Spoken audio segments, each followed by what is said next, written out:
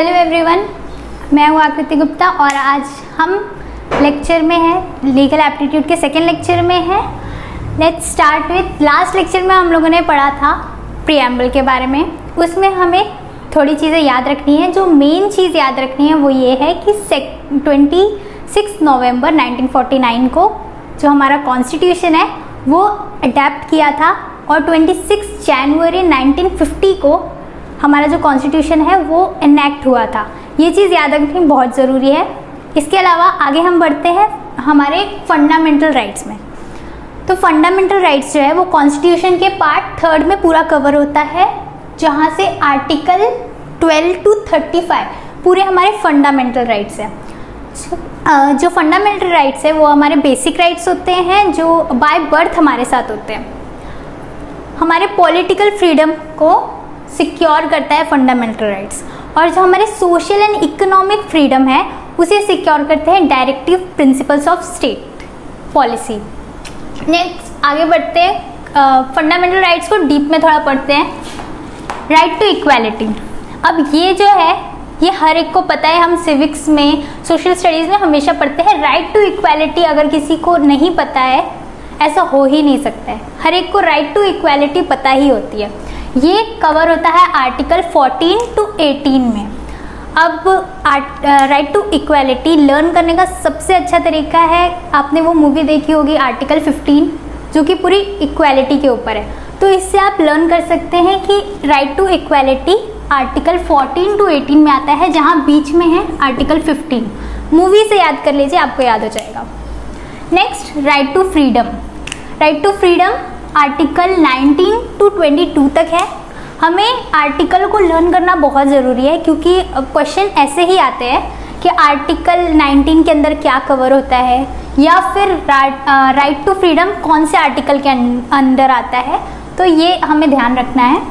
Right against exploitation article 23 to 24 के अंदर आता है। Right to freedom of religion article 25 to 28 तक।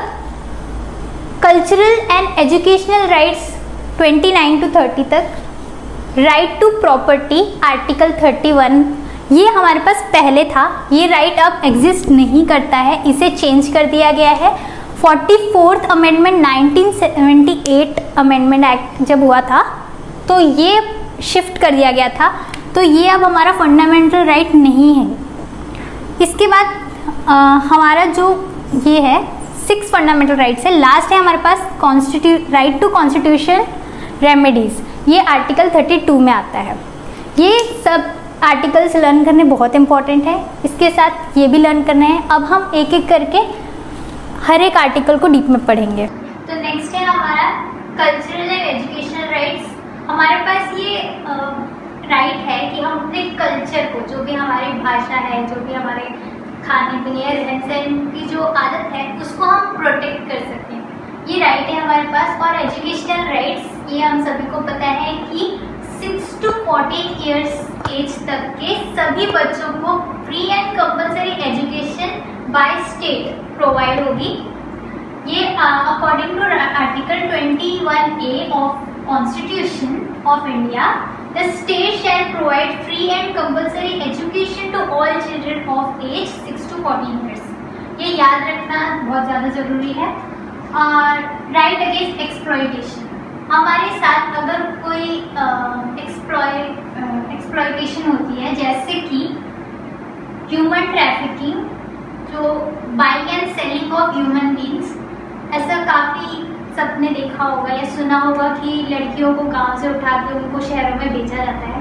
तो ये हमारा राइट है कि हमारे साथ ऐसा नहीं हो सकता है। अगर किसी के साथ ऐसा होता है तो वो पुलिस स्टेशन में जाके कंप्लेन कर सकता है, क्योंकि हमारे बेसिक राइट्स वायलेट हुए हैं। इनफैक्ट हमसे फोर्स लेबर भी नहीं करा सकते, हमें ज़बरदस्ती काम नहीं करवाया जा सकता है। नेक्स्ट है prohibition of employment of children in factories. छोटे बच्चों को, यानी कि 14 ईयर्स या उससे कम वाले बच्चों को हम फैक्ट्रीज या फिर किसी और जगह पे एम्प्लॉयमेंट नहीं। हमारा राइट है वो है right to freedom of religion. अब इसके अंदर क्या आता है कि अगर कोई अपना धर्म चेंज करना चाहता है तो वो कर सकता है, या फिर कोई किसी के ऊपर अपना धर्म इम्पोज और मुझे क्रिश्चियन में कन्वर्ट होना है तो मैं कर सकती हूँ, या फिर मेरे फैमिली में से या फिर बाहर मेरी कम्युनिटी में से कोई मुझ पर इम्पोज नहीं कर सकता है कि मैं हिंदू ही रहूँ। मेरी मर्जी है कि मैं अगर कोई और धर्म अपनाना चाहती हूँ तो अपना सकती हूँ। ये हमारा एक फंडामेंटल राइट है, freedom to manage religious affairs. फिर freedom as to payment of taxes और promotion of any particular religion. हमें कोई पर्टिकुलर रिलीजन का प्रमोशन करने के लिए कोई भी टैक्स पे नहीं करना होता है। इसके बाद freedom as to attendance of religious institution of religious worship in certain education institution. इसके अंदर क्या होता है, right to freedom of religion में, अगर सपोज कि मैं एक सिंधी कॉलेज में पढ़ती हूँ और सिंधी का कोई फेस्टिवल है जो कि कॉलेज में मनाया जाए, मैं सिंधी नहीं हूँ लेकिन मुझे वो अटेंड करना है वो फेस्टिवल, तो भी मैं कर सकती हूँ, मेरी मर्जी है और कोई मुझे डिनाई नहीं कर सकता कि मैं नहीं कर सकती, वो मेरा फ्रीडम है। इसका एक और एग्जाम्पल हम ले सकते हैं, जैसे कि ऑफिस में MNCs में दिवाली बोनस मिलता है या फिर कुछ और किसी टाइप का बोनस, तो ऐसा बिल्कुल भी नहीं है कि हिंदू को ही मिलेगा, वो और भी जो भी वहाँ पे जितने वर्कर्स हैं वो किसी भी धर्म के हों, उन्हें वो जो प्रमोशन है या फिर बोनस है वो मिलेगा। ये हमारा right to freedom of religion के अंदर है। नेक्स्ट और लास्ट है हमारा right to constitutional remedies. In case हमारे जो बाकी के 6 फ्रीडम है वो वॉयलेट करता है कोई या फिर हमारे साथ। ओके, तो राइट टू इक्वालिटी, अब इसको थोड़ा डीप में पढ़ते हैं। Right equality before the law, जो हम लोग सभी एक लॉ के सामने इक्वल है, कोई भी किसी को स्पेशल प्रायोरिटी नहीं दी जाती है कि आप बड़े हो तो आपको पहले जस्टिस मिलेगी या फिर आप छोटे हो तो आपको बाद में जस्टिस मिलेगी। हर कोई इक्वल है लॉ के सामने। Prohibition of discrimination on grounds of, मतलब प्रोहिबिट हो गया है, अब ये डिस्क्रिमिनेट नहीं कर सकते हम। कौन से बेसिस पे? रिलीजन के बेसिस पे, race, caste, sex, place of birth, इन सब के बेसिस पे हम किसी को डिस्क्रिमिनेट नहीं कर सकते हैं। Equality of opportunity in matters of public employment, अब किसी जॉब के लिए कोई भी ये ऐसा नहीं हो सकता है कि किसी को जॉब, जैसे कि कोई मुस्लिम है तो उसे ये जॉब नहीं मिलेगी या फिर कोई हिंदू है तो वो ये जॉब नहीं कर सकता है, ऐसा नहीं है। इक्वालिटी है, हर एक को अपॉर्चुनिटी है, हर कोई पब्लिक एम्प्लॉयमेंट के लिए एलिजिबल है, उसे वो एम्प्लॉयमेंट उसे वो जॉब मिल सकती है। अबॉलिशन ऑफ अनटचेबिलिटी, अब पहले कैसे होता था कि अछूत, लोग ऐसे बोलते हैं कि अछूत को मंदिर में जाने की इजाज़त नहीं होती, उनको एक वेल से पानी पीने की भी इजाज़त नहीं होती, उन्हें गांव के बाहर रखा जाता था। मगर अब ऐसा नहीं है। अबॉलिशन ऑफ अनटचेबिलिटी मतलब ये अबॉलिश हो चुका है, अब ऐसा कोई करता है तो उसे पनिशमेंट मिलेगी। अबॉलिशन ऑफ टाइटल्स, टाइटल्स का क्या मतलब होता है, जैसे कि पहले बोलते थे ज़मींदार है, ठाकुर है, उनको अलग नज़रिए से देखा जाता था, लेकिन अब वो सब नहीं है, वो सब अबॉलिश हो चुके हैं। अब टाइटल्स, हम किसी को ऐसे टाइटल्स देके नहीं बोल सकते, या फिर कोई अपने आप को ऐसा नहीं बोल सकता है कि मैं ठाकुर हूँ और मैं यहाँ ही रहूँगा, ये है वो है, ऐसा नहीं हो सकता है। हर कोई इक्वल है। ये हमारे राइट टू इक्वालिटी है ये सारे। अब हम नेक्स्ट में बढ़ते हैं। अब नेक्स्ट राइट हम पढ़ते हैं राइट्स रिलेटिंग टू फ्रीडम। हमारे पास कॉन्स्टिट्यूशन ने हमें काफ़ी सारे फ्रीडम्स दिए हैं। Freedom 6 freedoms to Indian citizens, जो इंडियन सिटीजन्स हैं, जो इंडिया में पैदा हुए हैं, यहाँ के सिटीजन्स हैं, उनको 6 फ्रीडम्स हैं।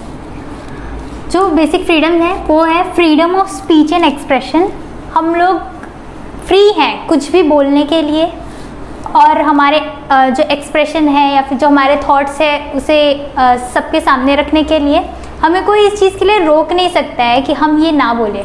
इवन अगर हम गवर्नमेंट के अगेंस्ट में कुछ बोलते हैं तो भी वो फ्रीडम हमारे पास है, क्योंकि हम एक डेमोक्रेटिक कंट्री में रहते हैं।